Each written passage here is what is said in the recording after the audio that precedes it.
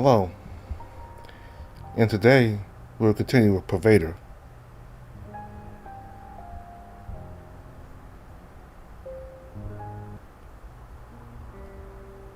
Ian's Road.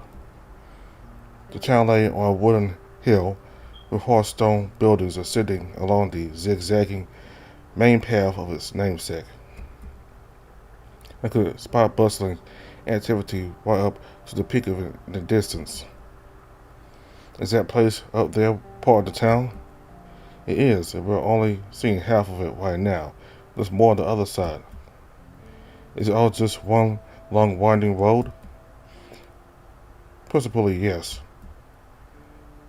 That's a long way to go if you want to cross through. There are alleys and shortcuts, but I expect we won't need them. See that large building on the right? That is the Heno House, where the auction is to be held. Looks fancy. As we approach the entrance, we could already spot a couple of pervaders walking about with circles on their necks and arms. Locals cheered in a nearby tavern, and Hammer struck an anvil beyond a corner. Bells rang at the feet of a lute player who danced to the tune of his own music at the corner of a marble building. A man pulled a cart down the road, carrying hides, furs, and a young child. His wheels rolled against the hard orange-pink stones that paved the street. It didn't take long until we reached the first bend, and there it was. Wow, it's so much taller up close, almost like a church. The house was surrounded by a small green garden, shaded under the canopy. A small winding path leads through. As I walked, I leaned down to touch a small white flower, and I felt it snag onto my finger, confirming my suspicions. This is the kind of plant as those in Varigarion. Pervaders like to grow these things, whatever they are. Entering the hall reminded me of the first time I saw Alan in his shop. An earthy, refined, and ageless scent permeated the air, circling in a gentle draft. Several people were lounging or passing through the hall, a few of whom had sigils on the exposed parts of their bodies, though I assumed the rest of them to be pervaders too. Is this place like a sanctuary?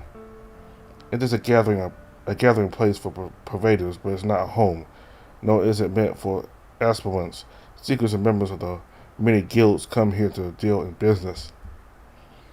Do pervaders live in town? Yes, salesmen and pervaders are effortless neighbors around here, much like in Boestius.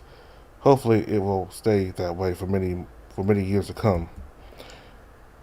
Well, look what the cat dragged in. A honeyed voice called to us from the other end of the hall. We all turned and saw that it belonged to a tall canine figure. He greeted us with an oily smile. His eyes were latched onto Alan as he approached. At his side was a boy dressed in gilded robes. Alan by. He drawled the name was Surapi Affection. Fancy meeting you here.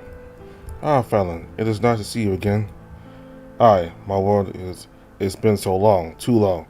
I had nearly forgotten about you, I'm ashamed to admit. What are you doing here? I was about to ask you the same thing. I'm working on an aid to Mithril Vinecleave, my new master. He is one of the organizers of this month's auction. It's being held in the quarter hall tomorrow evening, and I'm assisting him in the proceedings. Truly? Alan turned to nod at Fallon's friend. Well met, Mithril Vinecleave. Ah, excuse me, my manners are so confounded these days. This is my friend, Mithril Alderic, not Mithril Vinecleave. I see. These are my traveling companions, Ramus and Jimsor. The boy gave a courteous nod. A pleasure to meet you, Alan by Ramus and Jimsor. Alan, please. You can call me Alderic as well. Sanctuary younglings are too eager with their labels. Mithril. He scoffed with amusement at the label. It seemed to wish you into a place at times away from one's better qualities. I have no need of it. Nay, do not look for offense when Do not look for offense where none is given, Aldrich. People just appreciate being appreciated. There's nothing wrong with that. Years of hard work and study deserves a little bit of recognition, does it not? The boy smiled back at the canine. That it does, Mirthful Fallon, that it does.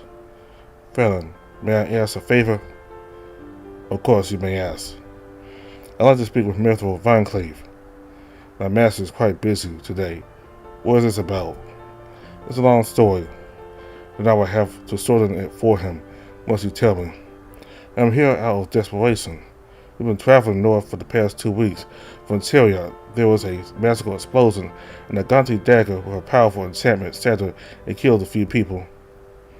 It harmed these 2 boys and inflicted a curse upon their bodies. I believe it to be fatal. Oh my. We were looking for a cure. What do you need from me? There's a Naganti deck on the arse of the catalog. I see.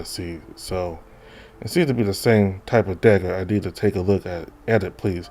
Let me meet with your master and plead our case. What do you expect to find? I want to hopefully glean a cure out of it. You're not sure? The canine scratched his chin and grins. Ooh, my master is very austere. He may agree to that, or he may not. I'll pass along your message. Fallon, this is a matter of life and death. Please, you must let us speak with him. He won't listen to you, and he'll be angry if I interrupt his meetings. I'm already late for my own appointment. Can you do anything more to help us? Is there anything else we can talk to? Is there anyone else we can talk to, like the collector? Certainly not. The mistress is still mourning for her late father. I will not offend her with petty requests. Petty? Alan glanced at Jim to subdue him. Once he took the hint, Alan continued. Our condolences to the lady. We do not mean to offend. Believe me that I sympathize with you. Alas, it's terrible that she lost her father, and I pray that she manages to overcome her pain. Though if the lady knew why we were here, perhaps she would find some solace in helping others escape an ill fate. He gave a slight smile, though his eyes were unimpressed. I might be able to find you a seat at the auction if you like. We're not here to bear on your trinkets. Take us to the dagger. Let Alan take a look at it, and then we'll be on our way. I cannot do that. Please, friends, all is well. I'll also be your messenger to Mirthful Vinclave. Be thankful that we stumbled into each other today, or else you wouldn't even have that. Alan sighed. Have you seen any umbral activity around here the past couple of days? Umbral? I do not think so. Why? We met with their leader on the way here. He and his gang are after the dagger as well. And they're responsible for that explosion. Interesting. Well, they're more than welcome to attend the auction, just as any other Pervader, of course. Oh, I must make sure the leader of Umbral has a seat. When are you meeting with your master? Later tonight. Can you see me afterwards? Perhaps. I'm likely to be out of commission for the rest of the night. Let's meet in the morning. You should be available then. Alan sighed. I'll be here in case you find a chance to meet me. Thank you, Fallon. It's no bother at all. I hope you enjoy the auction. Alan, Aldrich, now if you'll excuse me, I need to meet with a few enchanters to enjoy your visit. The canine turned tail and hurried out the door, leaving us with the boar. He smiled as he watched his friend depart, though he rolled his eyes back at us. I'm sorry to hear of your troubles. Thank you. How do you know Fallon? Well, we got acquainted doing an excavation project a couple of years ago. He was an aspiring seeker at the time, though his trial was unfortunately short. A bit too loose of a fellow for our kind of work, if you don't mind me saying. Yet I'm thankful that we met. He was kind enough to invite me at this little event today. You're a seeker? I am. Naganti lore is not foreign to me. The story is intriguing. Is there any way I can be of help? Please, if you know anything about Naganti blade enchantments, I would appreciate your wisdom. Naganti weapons are not my area of expertise, yet I would gladly share you with all I know. However, the catalog mentioned that the dagger contains a black enchantment. That does not bode well.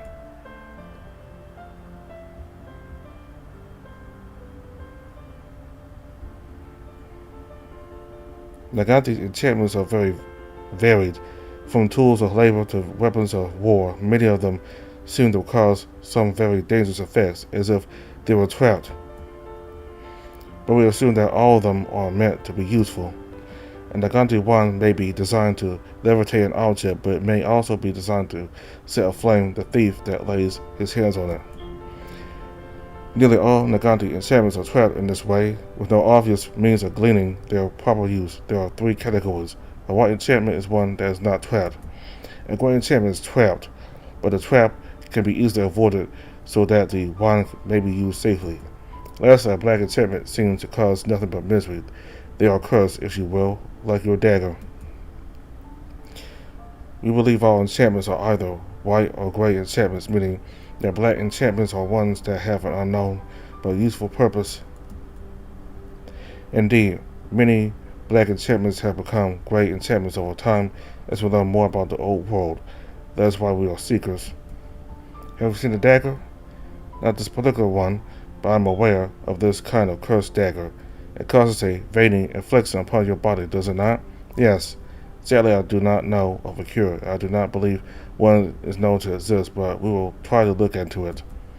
Ellen, I must go deal with some private business for now, but I shall return within an hour. Meet me in the library at the other end of the hall, and I will tell you what I know.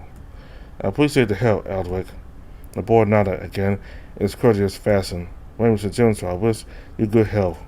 He turned and ambled away. Alan took a step forward and gathered our attention.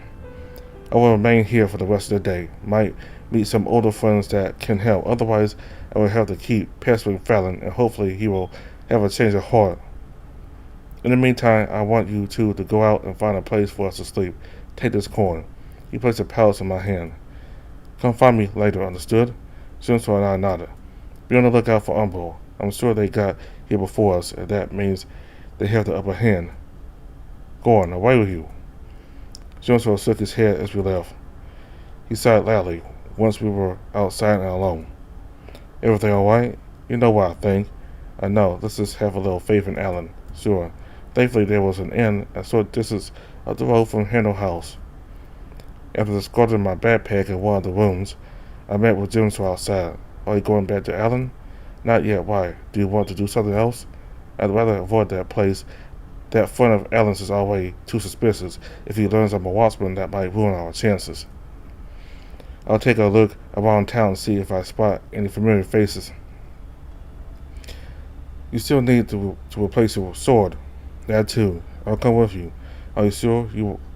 Won't you miss out on stuff with Alan? He can handle things there. If Umbro are around, we should stick together. Well, alright. 2 eyes are better than 1. You mean 4 eyes are better than 1? Yes, what I said still applies. We started off on our little urban trip by going up the street even higher. It's like climbing a mountain. Why would they make a town like this? It's not too bad. Living here must keep your legs in good shape. Imagine if there was only one blacksmith in town there on the other side. Thankfully, our local had pointed us in the right direction. We were told the closest ironmonger was near the entrance to town, at the end of a small alleyway. I have wanted to go further up and see what the place looks like from up high, but I guess that will have to wait for now. The place was dark and hot, a stake of sweat and dirty metal. Jizzle had picked up one of the swords and was looking it over while the ironmonger answered his questions. 10 leons for this? Aye. Are you sure you can afford it, laddie? I can. Sell me another. The ironmonger pointed at a few other pieces. All these are much the same as the one in your hands. You must have something better. Perhaps though I ain't sure you can afford it, boy. Denzel brought out a few bolos from the inside pocket of his coat. There, see? I can afford it. Are you happy now? Aye, little sir. No need for rough attitudes. Let me fetch my best sword for you. The ironmonger laughed. How much are you going to spend on this? I want a good weapon, not a wobbly toothpick like these pieces of junk. He raised dismissively at the weapon on the table. This might have been a bad idea. Wish I could have requisitioned one from the Watts. We're not spending more than a ball on this, right? That's 2 months already. Don't judge me, I need a good weapon. The armormonger returned with a prettier blade in hand. It had a honed edge, was slightly longer, and had a sturdier grip and cross guard. The steel itself was brighter than the other ones. Jimso took it in his hands, grabbing the edge with a cloth and inspecting the length of it. This is much more like it. I, of course, sir, will appreciate the craftsmanship made from the finest steel I have.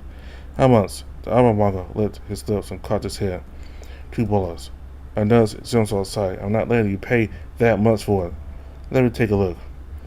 He knows I'm not an expert, but I need to try. The blade is crooked and chipped all over. How can you sell this for $2? You'll find no better steel anywhere else on the road. Still perhaps, but craftsmanship, sir, this is not worth the price. $1. I spent a week on that thing. I ain't giving it away for that low. Then name a better price. Fine, let's say $1 and 20 leons. Make it 1 and 5. Be kind, laddie. I worked hard on this here piece, some of my finest work. Let it be 1 and 17. 110, no more than that. I stuck my hand inside. Come on, Jimso, let's try the other side. Sure. As we made to leave, the man finally caved in. 110 bargain for the little lord. Take it, please. Both of them seemed pleased with their exchange as they traded wealth and weapon. Blessings, sir. Come again when you need repairs. We nodded and went on our way. Save me a pretty sum, thank you. That's still a lot of money. It's worth it. It is better than your last sword? Not at all, but I can work with it. He was going to whip you off. Haven't you haggled before? His eyes darted upwards, trying to remember back. I don't think so, not since I was very little.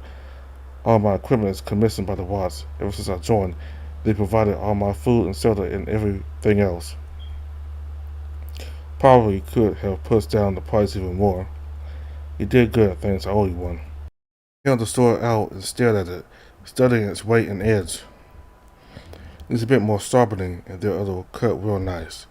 A man and a woman passed by and stared at us while Jimso was swinging around his new weapon.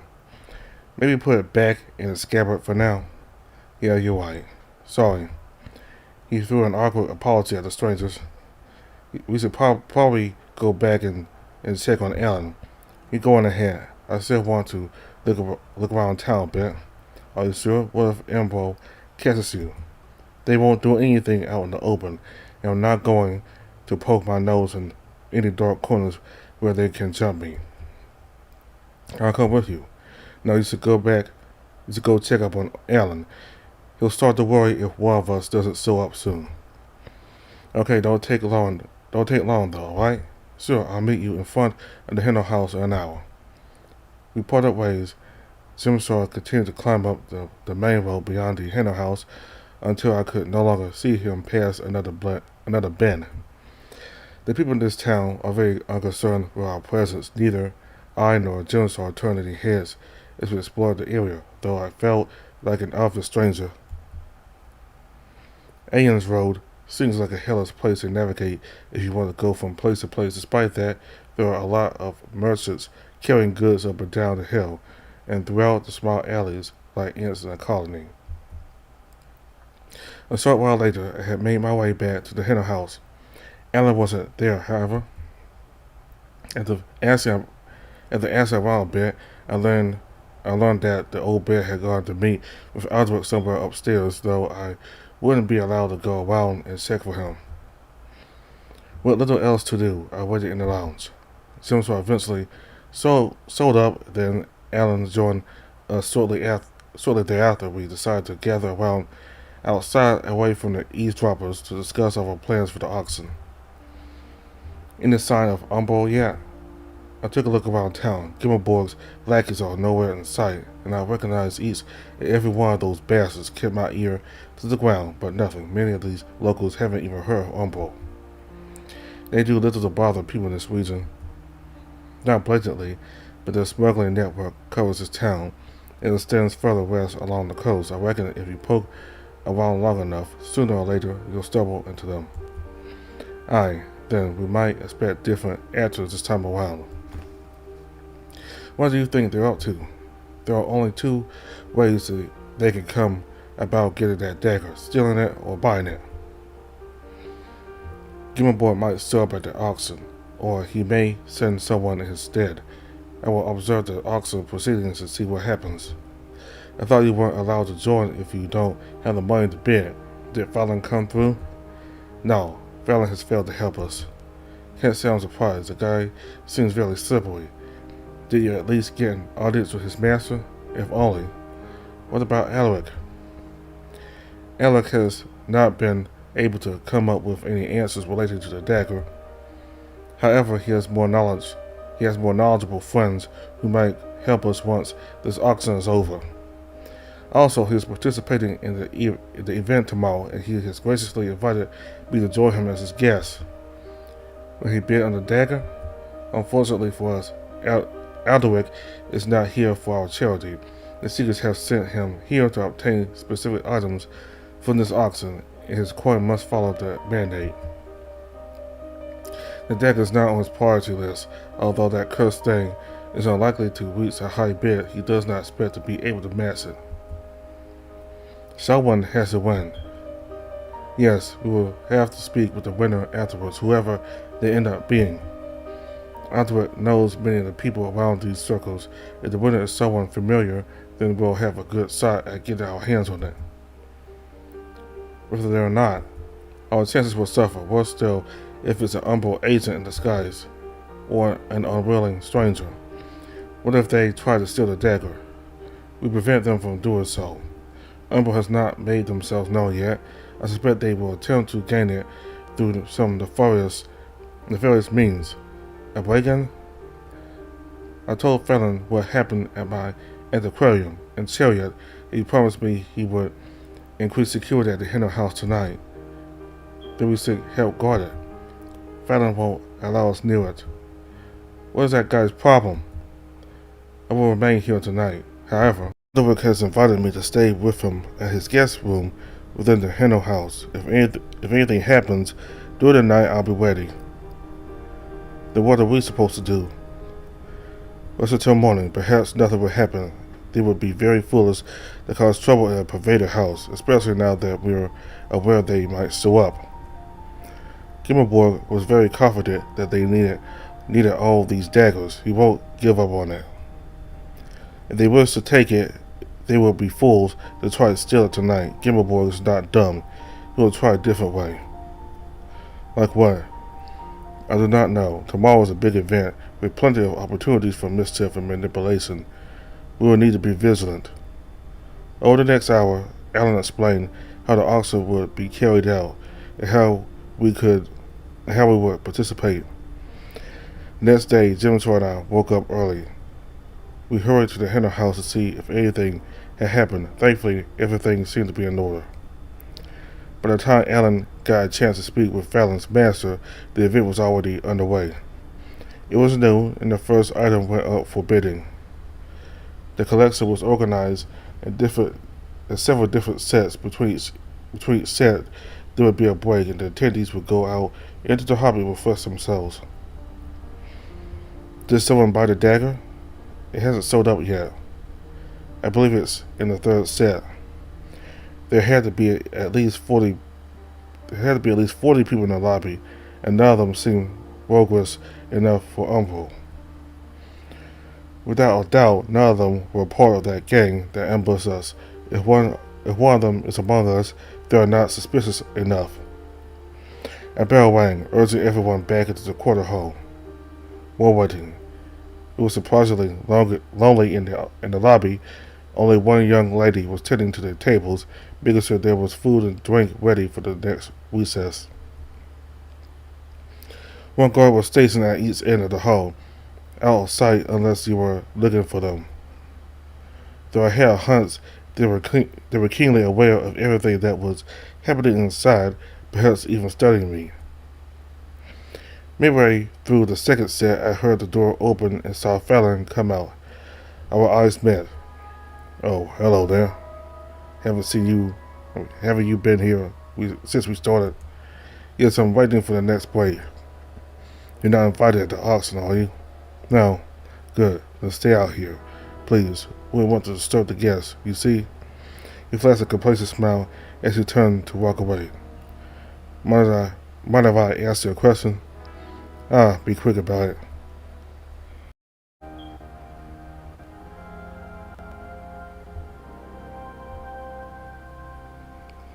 I've done all I can, believe me. You could have arranged for us to see the dagger. That is out of my control. You're lying. Why won't you help us? If you keep acting like this, I will instruct the guards to escort you out. Now if you'll excuse me. The dog fluttered away towards the stairwell at the entrance. As the second set came to a close, Ellen and Aldrich came out the doors once more. I spoke with Fallon earlier. Oh, what did he say? Nothing important. He never came back, though. Forget about him. He cannot help us anymore. How's the auction going? Nothing suspicious yet. We may be in luck. The dagger will show up in the next set, and I believe I may have enough funds to snag it for you. Truly? Aldrich, I will forever be in your debt. Perhaps it will be the other way around. If your story is true, then these daggers are more valuable than they appear at this auction. You piqued my interest. I'm invested in learning more about the matter. Thank you. Good luck. The next hour was heart-wrenching. I tried to listen in from the lobby to see if I could figure out who bought the dagger, but I couldn't understand a word that was being said. What would happen if we obtain it? Will it finally be over? I should go tell Jim so. What would happen if we obtain it? Will it finally be over? I should go tell Jim so. No, I have to stay here. What if they come out again? My heart was pounding. I could feel the blue tendrils pulsating on top of my skin as if they were eager to be extinguished. Eventually I heard everyone stand up as they were about to exit the hall once more. Then I saw Alan's face. He was happy. That was all I needed to know. As the event died down, all the guests began to depart. I went to Jim's hall to call him outside. Inside. Finally, some good news for once. Where's the dagger? Aldrich is speaking with Fallon about it. He should be here any minute. Umbro never showed up. I bet they chickened out. Gimmelboard said they would steal it from us if we managed to get our hands on it. That is probably the next step. Yet I do not think that will be a problem for much longer. Aldrich and Fallon made their way out of the quarter hall. Our new friend held a dagger in his hand as he made his triumphant return. Here we are, my friends. I was surprised to hear you bear that thing. A little birdie told me it was worthwhile investment.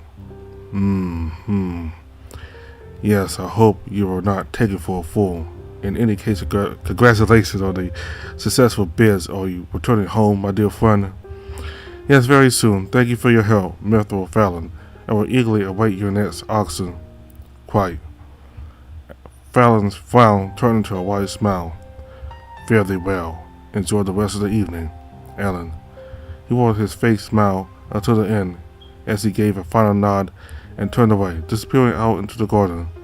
Aldrich turned the dagger around and handed it to Alan. Here you go. Tell me, is it the thing you were after? Alan grabbed it carefully, making sure not to touch any of the edges or sharp areas. Let me see. Recognized instead, it was just like that in Chariot. It's just like that time in Chariot. He's searching for something. I wonder if I can feel it too. But something's wrong. He's taking too long. Alan? Sorry, I'm having a hard time detecting its power. Aldrich, can you sense it? I tried to. Is it supposed to be stronger? What's wrong? It's definitely enchanted, but it's very, very weak. Almost as if there's nothing to grasp it on. It's a dud. We came all the way for a kitchen knife. It is not a dud. The dagger contains energy, but it's weak as a whisper. Alan's face squints up in forceful concentration as if he were trying to awaken something within the idol, yet nothing happened. I'm struggling to glean its power. Is it the same type of dagger? No, it's too difficult Right now, I cannot say with certainty. Jigsaw sighed. Alright, it is as I thought. This journey was yet another dead end.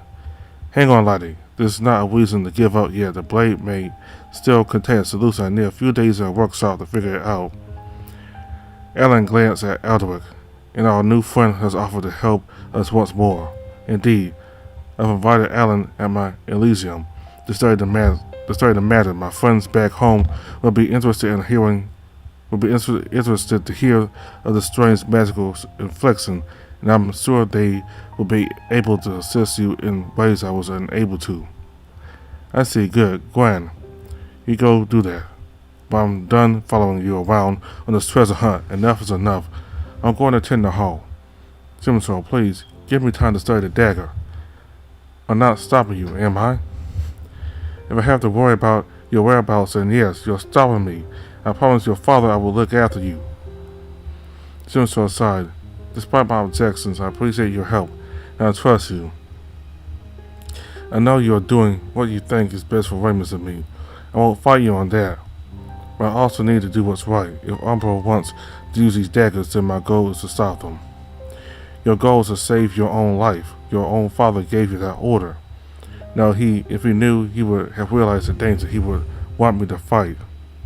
Listen, Alan, you know that Gimmelborg is planning something. Raymond and I are victims of the dagger, but there will be others. What does it matter if you manage to save the two of us when there could be dozens, maybe hundreds more awaiting the same fate?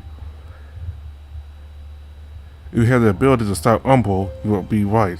But you are just one man, Jigsaw. Let the Silver Ones deal with them. That's what they are trained for. The Ones can't do anything. Tenderhole's much too far out from the domain. Even so, there's nothing we can do to stop them, you must understand.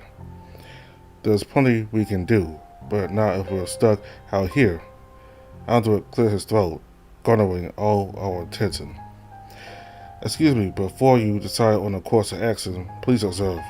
Aldrich brought his hands forward and made them dance to the tune of a spell, whispering incantations and conjuring up a faint glow at his fingertips.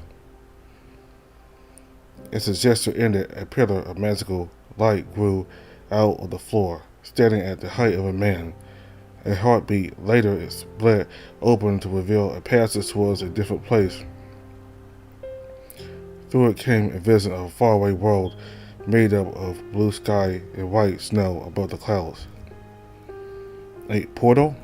Alan gasped as he spoke. His eyes stared into the opening with childlike curiosity. Aldrich, I did not know you held such power. This way leads to my Elysium, the home I share with several other pervaders I have come to befriend throughout the years, all whom are much more talented pervaders than me. Though we are all curious in matters of ancient magic, that is what animates us. Many of them would be interested in your endeavor. You are courteously invited, Alan. The place is far away. I will not say where, for it is a secret we keep to ourselves. It is unreachable by foot in any reasonable amount of time, especially considering your urgency. Regarding your watchman friend, alas, I cannot join you even if I wanted. Yes, unfortunately, his power denies him the ability to step through this portal. If you wish to join me, you must stay behind. But your sister is free to come. I'm sure my colleagues will be interested to see his condition up front. Alan, how long is it going to take to figure out the dagger? A few days at least. I'm not going to wait for you here. What do you want to do, Jigsaw?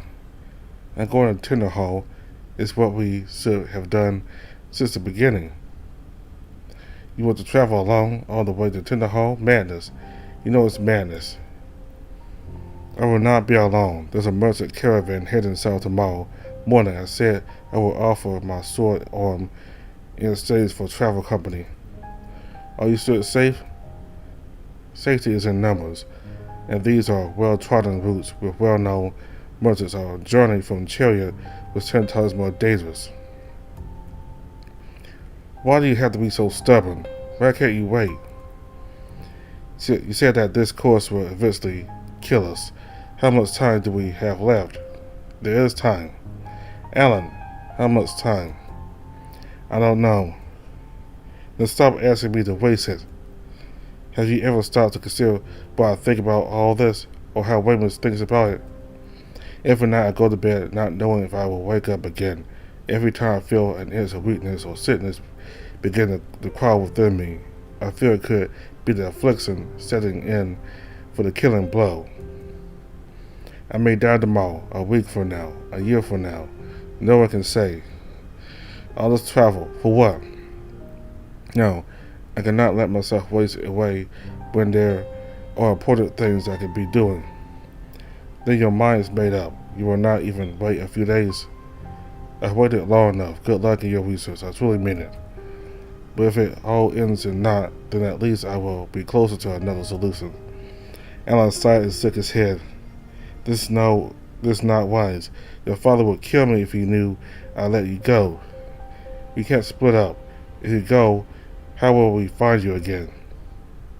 I won't get in trouble too much. Jim saw. I'm joking.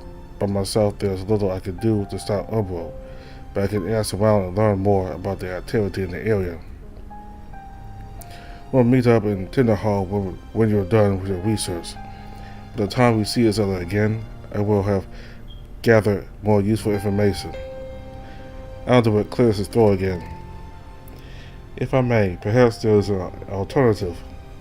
The boy tugged at the collar of his robe and pulled out a small period that was strung around his neck. It was a piece of glass with a tiny green gem inside it.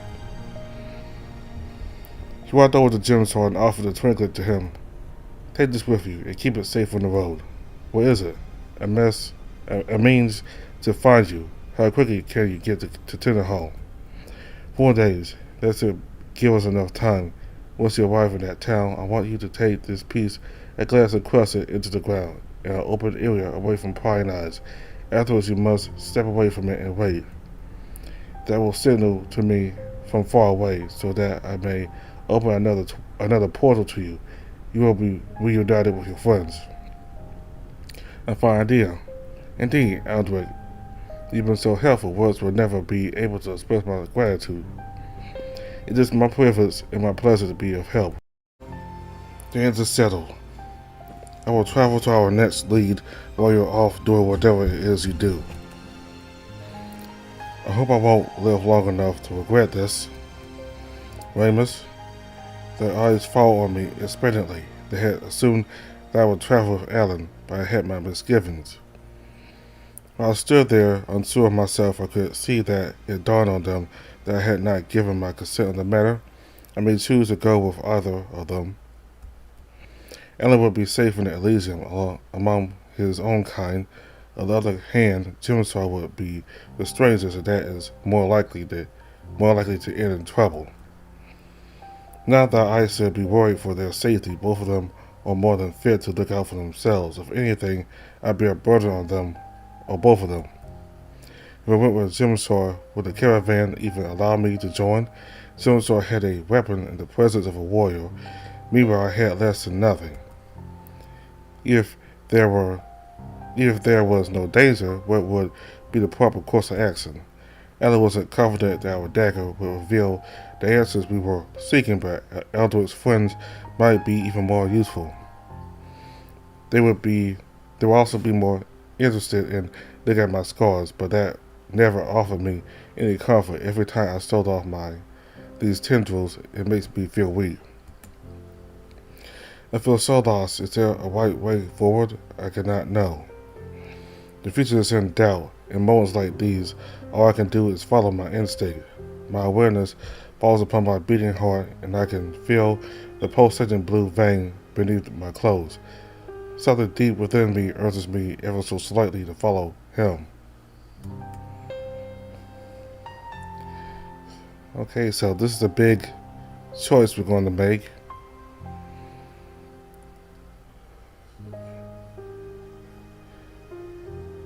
So, we have to go with Alan or Jimsaw here. So, I'm gonna save right now.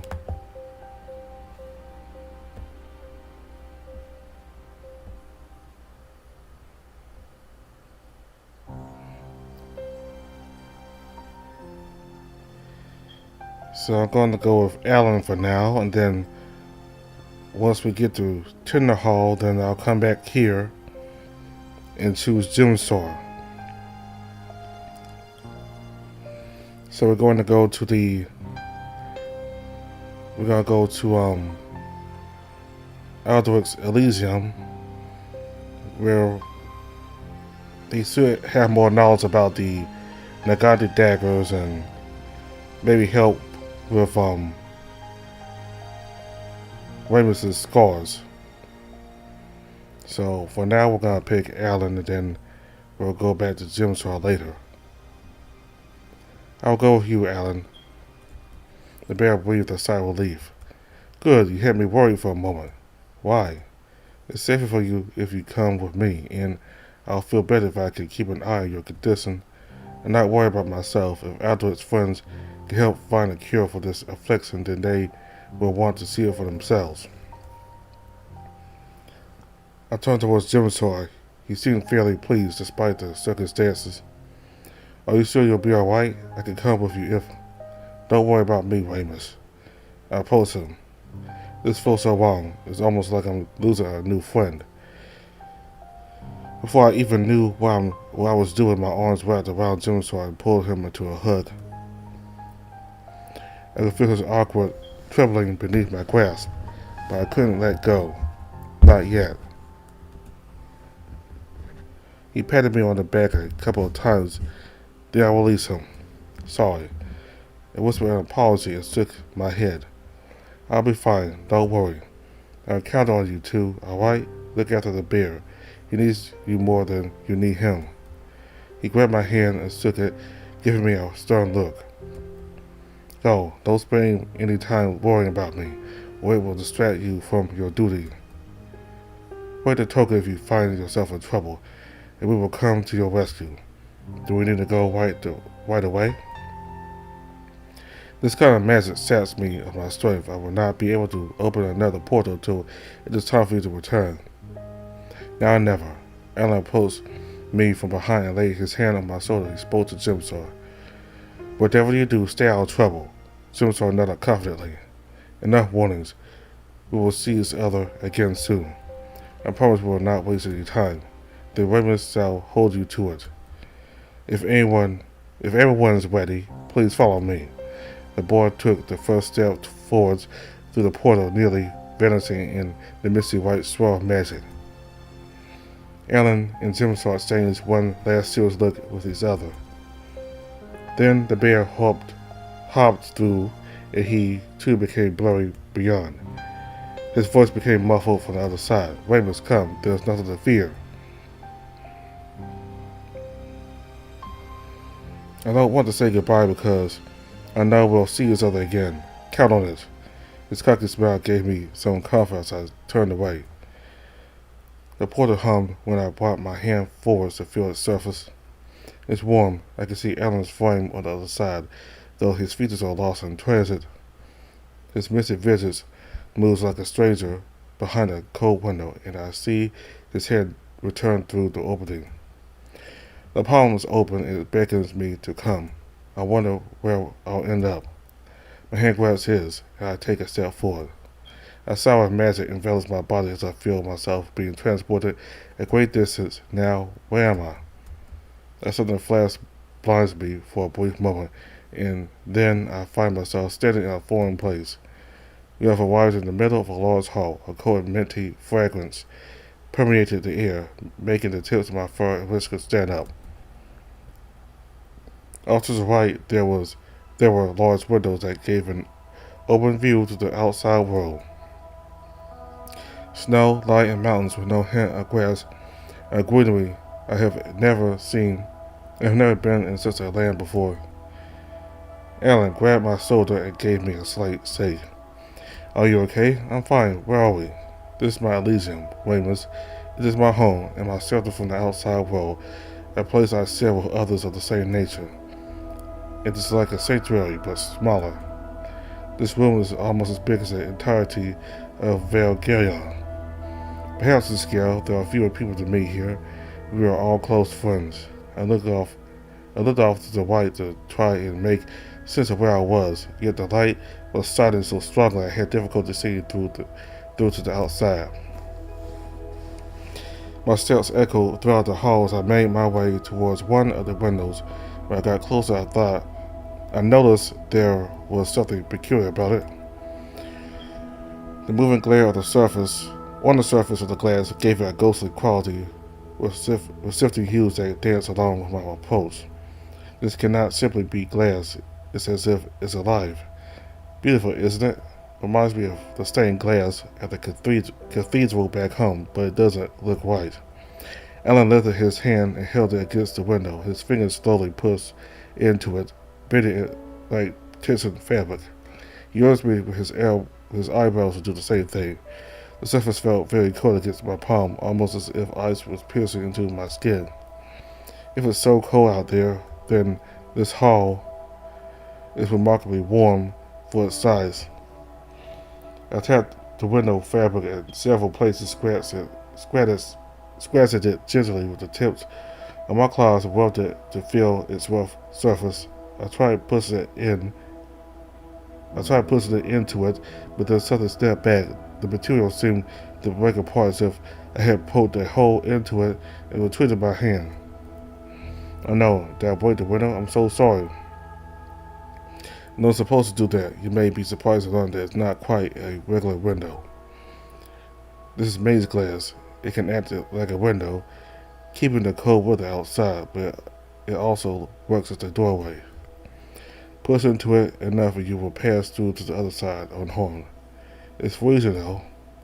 Indeed, we are in the frigid region of the world. You will learn it well if you step through that passage. It's much more comfortable inside these enchanted walls, but I can tell that you are very curious. Go on, young Weymouth.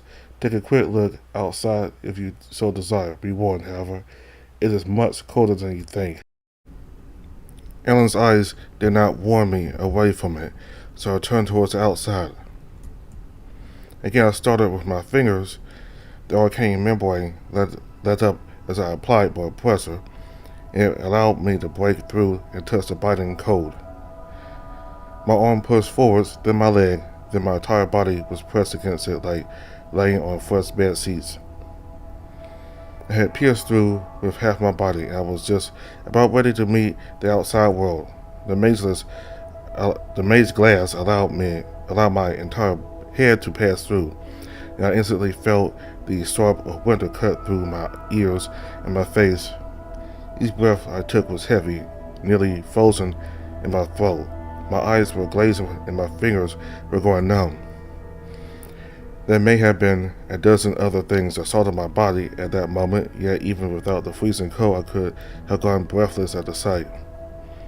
Everywhere I looked, there was an endless field of snow, dotted by mountain peaks. The sun shone so brightly I could hardly look at anything white without being blinded. The air was as still as I had ever felt it anywhere in time, and if there came a sudden gust of wind, then I would likely be frozen in place. A flight of stairs led somewhere down, and to the left.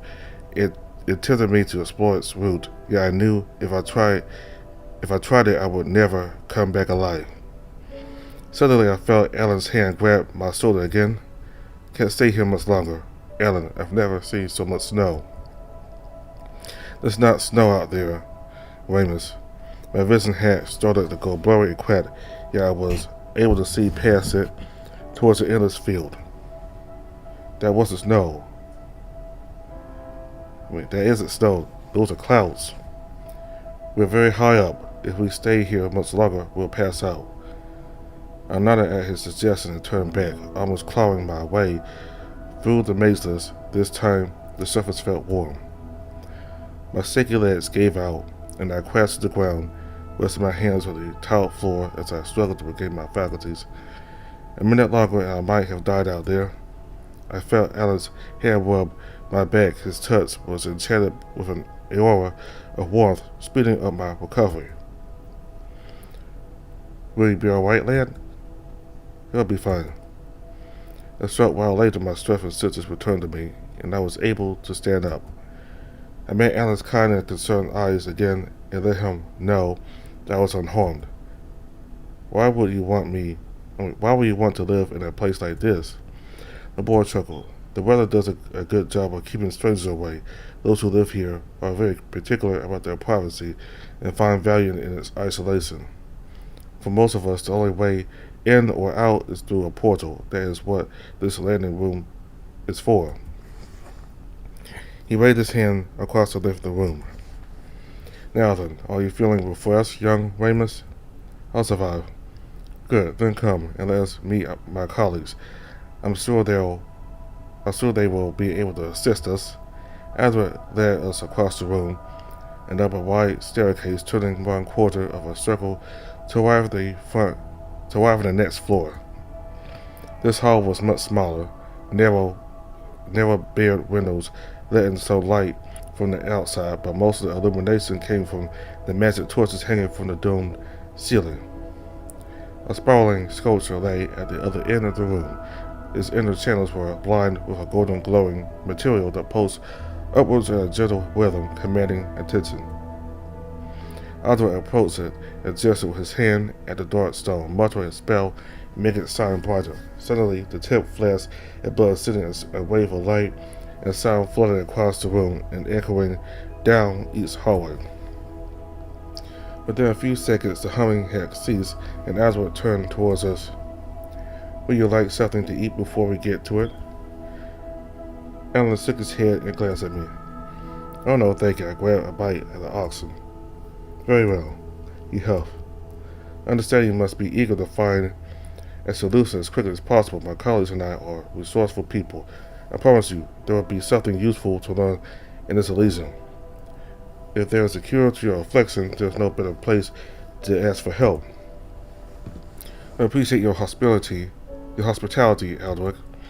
Thank you, Aldrich. As the boy nodded, I heard two people approaching from the hallway off to the left. All of us looked to see who would arrive. Two white felines emerged from beyond the corner and climbed down to greet us. One of them was followed by a strange floating orb.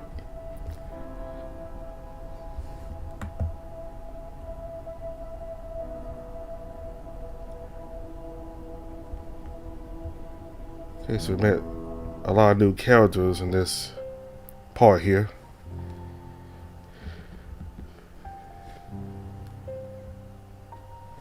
We met Aldrich, who was very helpful so far. We met the Doberman. I forgot his name, but he wasn't so helpful. And we just met these two felines, and in the next part, we'll get to be introduced to them and see how helpful they are. So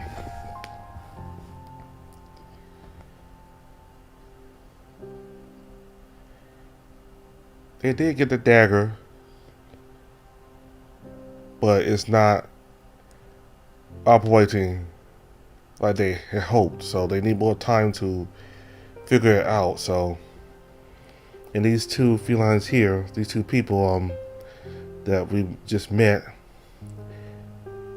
Aldrich says that they have more knowledge about these daggers and the Naganti magic. So, hopefully, this trip here to their home will provide some positive results.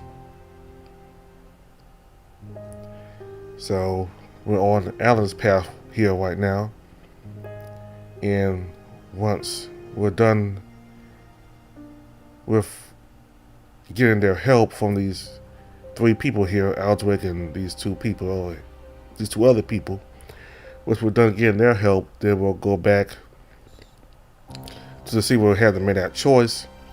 We'll pick Jim Sar. We'll go with him instead. So this place that Aldrich lives at It's very convenient because it's a very private place. It's impossible for anybody to access this place. This is high up in the sky in mountains. Because, you know, when Weymouth stood out there outside, he was about to pass out from the freezing cold, and I think the fact that they're so high up, there's not a whole lot of oxygen up there, so he had to come back in real quick, and he was on his knees. When he came back, and it took him a good couple moments for him to regain his strength and senses. So this definitely